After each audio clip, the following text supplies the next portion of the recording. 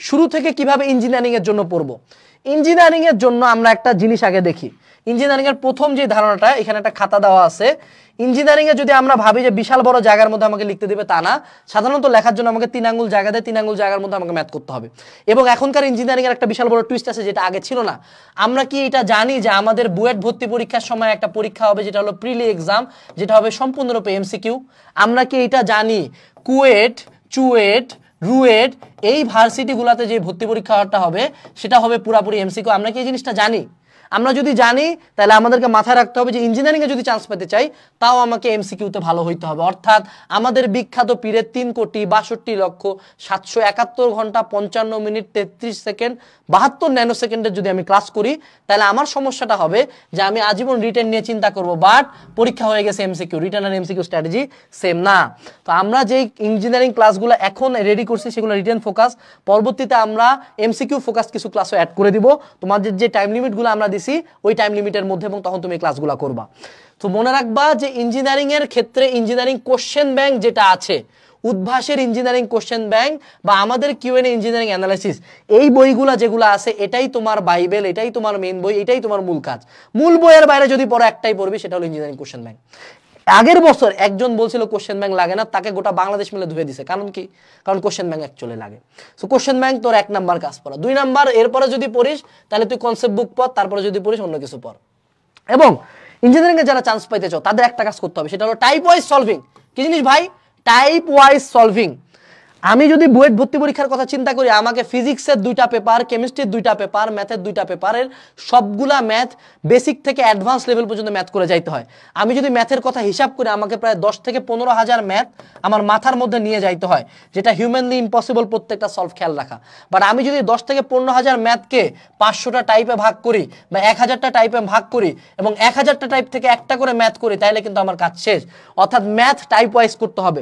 Concept বুকে এবং আমাদের কোর্সে যেই ইঞ্জিনিয়ারিং সেগমেন্টের ক্লাসগুলো থাকবে একাডেমিক টু অ্যাডমিশন কোর্সে, সেই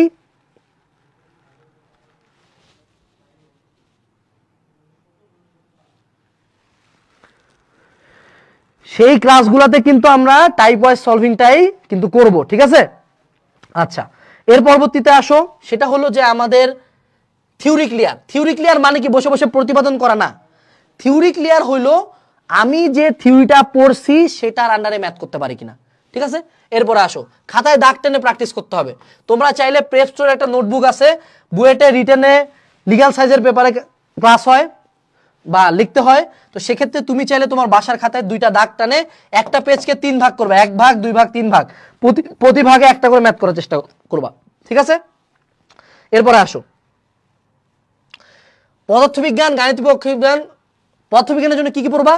তোমাকে পড়তে হবে গাণিতিক পদার্থবিজ্ঞান যে বইটা এবং ইঞ্জিনিয়ারিং কোশ্চেন ব্যাংক। কেমিস্ট্রির জন্য কি কি পড়বা? হাজারি স্যারের বই রিডিং পড়বা, গাণিতিক রসায়ন পড়বা এবং কোশ্চেন ব্যাংক। ম্যাথের জন্য কি পড়বা? শুধুমাত্র কেতাব স্যারের বই আর কোশ্চেন ব্যাংক। ইংলিশ যদি আসে, সিকিউরিটি ইংলিশ আসে, কি পড়তে হবে তোমাকে? সেটা হলো অ্যাপেক্স ইংলিশ আর ইঞ্জিনিয়ারিং কোশ্চেন ব্যাংক। এই যে কয়টা পার্ট বললাম, এর বাইরে যদি তুমি কিচ্ছু না পড়ো, তারপরে যদি তুমি টার্গেট রাখো যে বুয়েটা সিকিউরিটি টপ 100-এ ঢুকবা, আমি তোমাকে অ্যাসিওর করতেছে হবে আমরা যা পড়াই সেটাই হলো ওইটুকুর মধ্যেই পড়া, অর্থাৎ বেশি কিছু পড়াই না, ঠিক আছে? আমরা বেশি কিছু কখনোই পড়াই না, আমি বেশি কিছু পড়ানোর পক্ষপাতী না। আমি বুয়েট ভর্তি পরীক্ষার সময় ইঞ্জিনিয়ারিং কোচিং এ প্রথমে 1 মাস ক্লাস করে তারপর বের হয়েছি, ভাই এত কঠিন জিনিস মাথার উপর ধর না, ঠিক আছে? লাস্টে অত্যাধিক কঠিন মালপাতি কখনোই পড়বা না। তোমার সলভিং ক্যাপাসিটি তখনই বাড়বে যখন তুমি অনেক বেশি প্রবলেম সলভ করবা। তোমার সলভিং ক্যাপাসিটি কখনো এই কারণে বাড়বে না যে তুমি অনেক কঠিন জিনিসপাতি করতেছো।